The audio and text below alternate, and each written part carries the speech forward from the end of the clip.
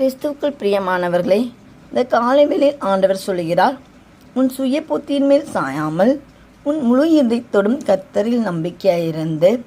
ஆம் பிரியமானவர்களே, நம்முடைய சுய புத்தியில் ஒருபொழுதும் நாம் சாயக்கூடாது. நம்முடைய யோசனையின்படி நாம் நடக்கும் பொழுது, நம்முடைய சித்தத்தின்படி நடக்கும் பொழுது அந்த காரியத்தை ஆண்டவர் வாய்க்க பண்ண முடியாது. எந்த ஒரு காரியம் செய்தாலும் ஆண்டு மேலே நம்பிக்கையாக வைக்க வேண்டும்.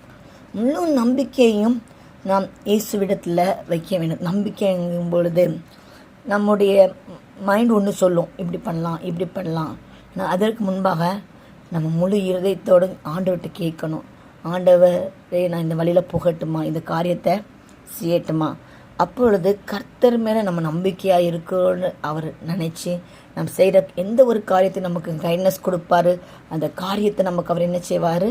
வாய்க்க பண்ணுகிற தேவனாக இருக்கிறார். ஆகவே நம்ம சுய புத்தியில்